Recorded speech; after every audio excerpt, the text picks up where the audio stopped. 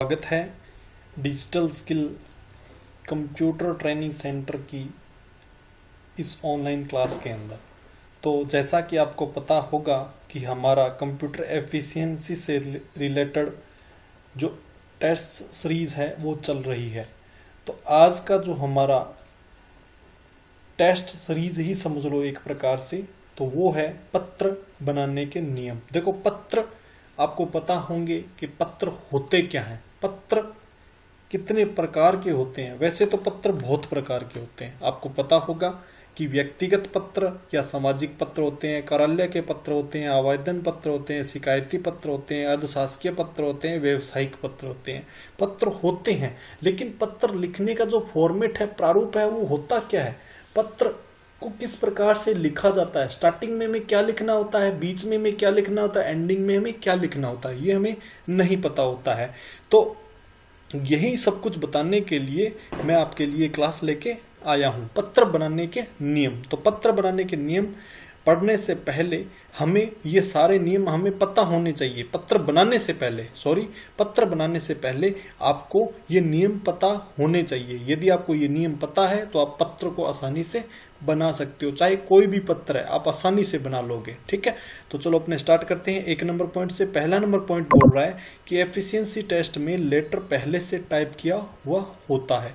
तो जब आप एफिशिएंसी टेस्ट देते हो तो या तो उसमें आपको लेटर पहले से टाइप किया हुआ मिल जाएगा, लेकिन उसको आपको उचित फॉर्मेट के अंदर उसकी सेटिंग करनी होती है। ठीक है, लिखा हुआ आगे, जिसमें आपको स्पेसिंग, फॉर्मेटिंग तथा सेटिंग करनी होती है। ठीक है, जिसमें आपको क्या करना पड़ेगा, एक लाइन के बीच में कितना स्पेस आना चाहिए, ठीक है, और कितनी फॉर्मेटिंग रखनी है, ये आपको उसके अंदर सेट करना पड़ेगा।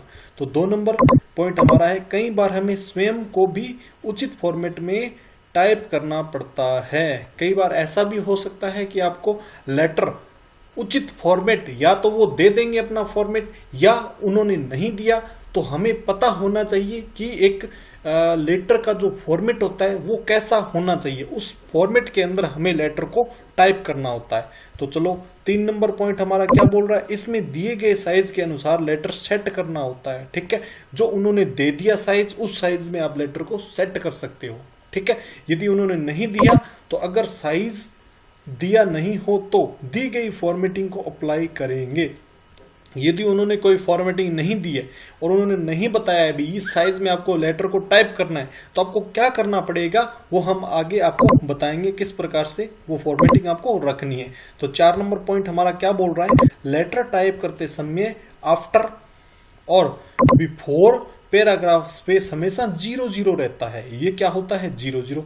तो हमें समझते हैं इसके बारे में। आफ्टर और बिफोर पैराग्राफ स्पेस ये क्या होता है, 0-0। तो वो हमें क्या रखना होता है, 0-0 साइज रखना होता है। तो ये आपको यहाँ पे मिलेगा, यहाँ पे आप देख सकते हो लाइन स्पेसिंग। ठीक है, तो यहाँ पे आप जैसे क्लिक करोगे तो ये यहाँ पे लिखा हुआ ऐड, मैं थोड़ा नजदीक कर देता हूँ, ये लिखा हुआ है ऐड पेज बिफोर पैराग्राफ, और नीचे ऐड पेज आफ्टर पैराग्राफ। ठीक है, यदि आप इस पे क्लिक कर देते हो तो ये रिमूव के लिए बोलेगा, तो आपको यहाँ पे ऐड ही रखना है। ये दोनों फॉर्मेट आपको ऐड के अंदर ही रहने चाहिए। ठीक है, बाकी आपको मैं कंप्यूटर एफिशिएंसी के अंदर ये भी पूरा बता दूंगा। तो इनको ऐड ही रखना है, रिमूव नहीं करना है। यहाँ पे आप यदि रिमूव आ गया, ठीक है, और इसको आपने छोड़ दिया तो आपका जो फॉर्मेट है वो गलत हो जाएगा। ठीक है, तो ये आपको ध्यान रखना है, यहाँ पे ऐड ही सेट रहना चाहिए। आप पहले देख लेना ये वास्तव में ऐड है तो ठीक है, आप ऐड ही रहने देना इसको। ठीक है, तो नेक्स्ट अपने चलते हैं।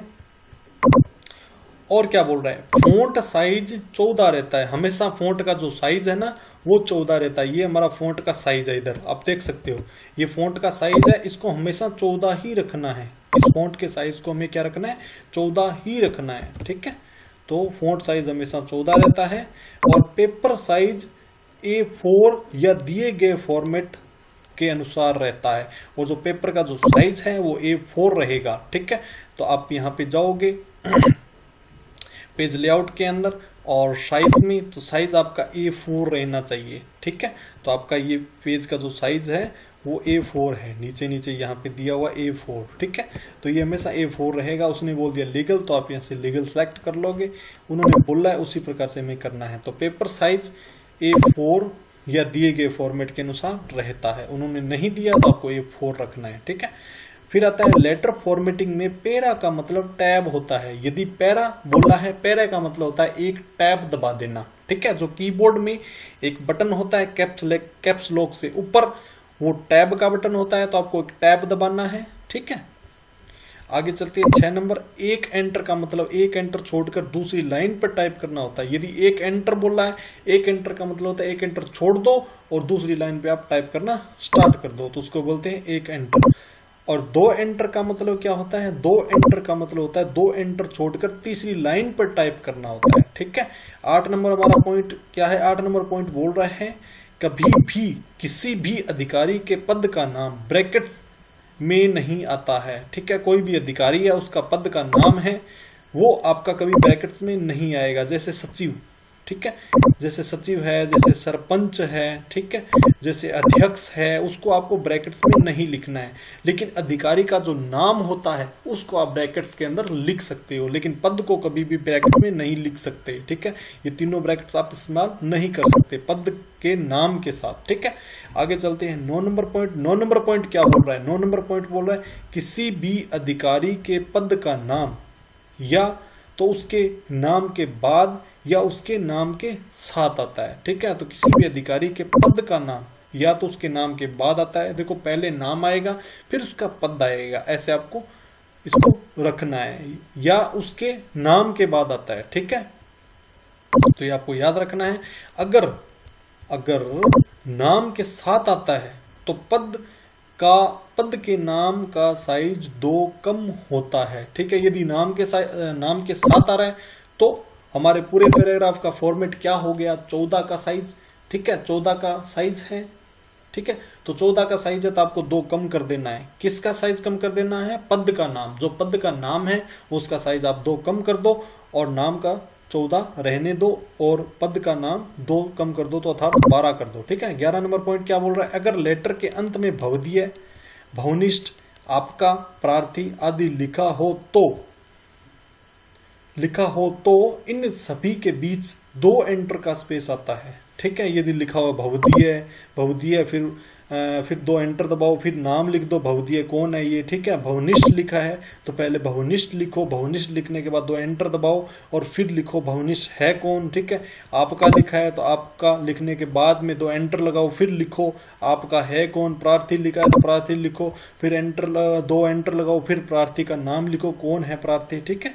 तो ये आपको समझ में आ गया होगा।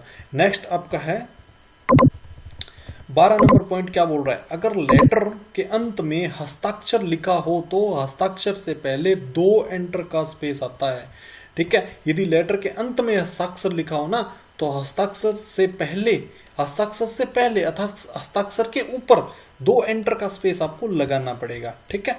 नेक्स्ट अपना 13 नंबर पॉइंट क्या बोल रहा है? 13 नंबर पॉइंट बोल रहा है अगर भवदीय, हस्ताक्षर दोनों ही नाम लिखा हो तो आप अपनी मर्जी से पहले या बाद में स्पेसिंग का उपयोग कर सकते हो। यदि भवदीय भी लिखा हुआ है, हस्ताक्षर भी लिखा हुआ है, तो आप अपनी मर्जी से स्पेसिंग का प्रयोग कर सकते हो, ठीक है। नेक्स्ट हमारा पॉइंट क्या है? नेक्स्ट पॉइंट ये है कि लेटर में लिखे गए कंप्लीट मैटर का लाइन स्पेसिंग 1.15 रहता है। जो आपने जितना भी लेटर में कंप्लीट, जितना भी आपने लेटर फॉर्मेट लिखा है, जो कुछ भी लिखा है, उसका जो लाइन स्पेसिंग है वो 1.15 रहता है। अब लाइन स्पेसिंग होता कहाँ पे है? ये होम पे जाओगे तो आपको यहाँ पे ये दिखाई देगा लाइन स्पेसिंग, ठीक है। मैं आपको थोड़ा दिखा देता हूँ। ये आपका लाइन स्पेसिंग है, ये रहा 1.15 ही रहता है, ठीक है। तो ये आपको याद रखना है 1.15 ही रहता है, ठीक है। लेकिन लेटर की मुख्य बॉडी का लाइन स्पेसिंग 1.50 रहता है। मुख्य बॉडी जो स्टार्टिंग वाली बॉडी होती है ना, जिसमें नाम लिखा होता है विषय, उसकी जो बॉडी की जो लाइन स्पेसिंग है 1.50 रहती है, ठीक है। तो ये लाइन स्पेसिंग आप देख सकते हो 1.5 और ये 0 ही होगी, ठीक है। तो ये 1.50 रहती है, ठीक है। आगे चलो नेक्स्ट हमारा पॉइंट है, वो पॉइंट है अगर लेटर में राजस्थान सरकार, राजस्थान उच्च न्यायालय यानी किसी विभाग का नाम लिखा हो तो उसे सेंटर लाइन किया जाता है। देखो स्टार्टिंग में सबसे ऊपर हेडर में यदि ऐसे लिखा हो राजस्थान सरकार राजस्थान उच्च न्यायालय, तो इसको आपको क्या करना है, सेंटर में रखना है, ठीक है, सेंटर लाइन करना है, इसको बीच में रखना है हमेशा। और लेटर 16 नंबर क्या, लेटर की साइज से इसकी साइज 2 ज्यादा होती है। लेटर का जो साइज है ना, तो हमारे हेडिंग का जो साइज है वो 2 ज्यादा होता है, मतलब 16 माना जाएगा, 16 करना आपको साइज उसका, तो याद रखना है। 14 किसका आपको साइज रखना है, और 12 किसका साइज करना है, 16 किसका साइज करना है, ये आपको याद होना चाहिए। फिर आप लेटर फॉर्मेटिंग कर सकते हो आसानी से। आगे चलते हैं अपने 17 नंबर, विषय हमेशा पैरा से शुरू होता है तथा बोल्ड किया जाता है। विषय को हमेशा आप एक टैब दबाकर ही शुरू करोगे, विषय को हमेशा एक टैब दबाओगे, एक आपको टैब दबाना होता है, इस तरीके से आपको टैब दबाना है, और टैब दबाने के बाद में विषय को स्टार्ट करना होता है, ठीक है। 18 नंबर है, संदर्भ हमेशा विषय के बाद लिखा जाता है। पहले विषय आएगा फिर संदर्भ आएगा, भी किस संदर्भ में हम ये लेटर भेज रहे हैं, ठीक है। तो पहले विषय फिर संदर्भ, ओके। आगे चलते हैं नेक्स्ट 19 नंबर पॉइंट हमारा क्या बोल रहा है कि अंत में लिखे गए भवदीय या हस्ताक्षर को बोल्ड करने की आवश्यकता होती है। मतलब आपने यदि अंत में भवदीय या हस्ताक्षर लिखा है, ठीक है, तो उसको आपको क्या करना पड़ेगा, बोल्ड रखना पड़ेगा, उसको मतलब गहरे कलर में रखना पड़ेगा। बोल्ड कहाँ पे, ये रहा बोल्ड, ठीक है, यहाँ पे आप देख सकते हो, ये आपको बोल्ड करना पड़ेगा यहाँ से, ठीक है, इसको बोल्ड रखना है। अगर चाहे तो प्रेषक के नाम को बोल्ड किया जा सकता है, जो स्टार्टिंग में जो प्रेषक है उसका जो साइज जो फॉन्ट है उसको आप बोल्ड कर सकते हो, ठीक है। 20 नंबर हमारा क्या है, 20 नंबर है हमेशा दिनांक, पहले आपको हमेशा क्या करना है, पहले दिनांक लगानी है, फिर उसके बाद में दिनांक के बाद में स्पेस आना चाहिए, स्पेस के बाद में आपको कोलन लगाना है, और कोलन के बाद में स्पेस आना चाहिए। फिर आपकी जो भी दिनांक है 12/11/2021 इस प्रकार से आप लिख सकते हो, ठीक है। फिर दिनांक लिख देनी है, और हमेशा क्रमांक को भी इसी तरीके से लिखना है, ठीक है। क्रमांक फिर स्पेस फिर कोलन फिर स्पेस, फिर आपको क्रमांक जो भी आपका क्रमांक है, डिस्पैच नंबर है, वो आप यहाँ पे लगा सकते हो, ठीक है। फिर 22 नंबर क्या बोल रहा है, हमेशा विषय, अब जो आपका जो विषय है ना स्टार्टिंग में, ठीक है, विषय पहले आपको विषय लिखना है, फिर आपको ये इसके साथ में कॉलन लगा देने हैं, फिर माइनस लगाना है, फिर आपको स्पेस लगाना है, ठीक है। तो इस प्रकार से आपको विषय लिखना है, और इसी प्रकार से आपको क्या लिखना है, जो संदर्भ होता है वो लिखना है, ठीक है। अब देखो 23 नंबर हमारा पॉइंट है, वो क्या बोल रहा है कि ज्यादातर लेटर फॉर्मेटिंग के लिए साइज तथा स्पेसिंग भी आती है, ठीक है। तो दी गई फॉर्मेटिंग को अप्लाई करेंगे। जितने भी आपसे लेटर पूछे जाते हैं उसके अंदर आप अभी तक जो भी लेटर पूछे गए हैं उसके अंदर फॉर्मेटिंग उन्होंने बताया है, भी निम्नलिखित फॉर्मेटिंग में आपको लेटर बनाना है या इस लेटर को आपको सेट करना है, ठीक है। अन्यथा उपरोक्त फॉर्मेटिंग का उपयोग करेंगे, ठीक है।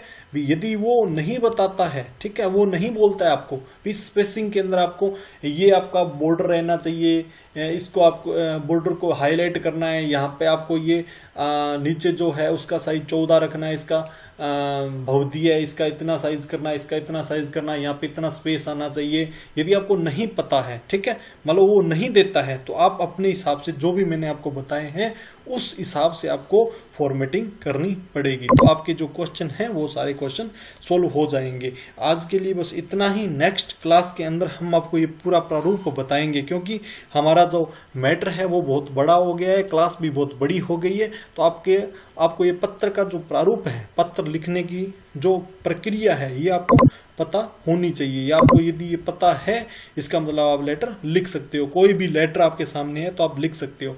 हमारी क्लास आपको अच्छी लगी हो तो प्लीज अपने दोस्तों के बीच शेयर जरूर करें, और हमारे चैनल को सब्सक्राइब करें, जिससे कि आपको आने वाले वीडियो के नोटिफिकेशन मिलते रहें। और बेल आइकन को क्लिक करेंगे तो ही आपको नोटिफिकेशन मिलेंगे। तो बेल आइकन को जरूर क्लिक कर ले। और आगे जो नेक्स्ट हमारी क्लास होगी उसके अंदर आपको बताएंगे पत्र, जो पूरा इसका प्रारूप बताएंगे, पत्र लिखेंगे, ठीक है, लिखा हुआ पत्र भी देंगे और पत्र लिखेंगे, तो ये आपको पूरा समझ में आ जाएगा, ठीक है। तो आज के लिए बस इतना ही। थैंक यू, धन्यवाद।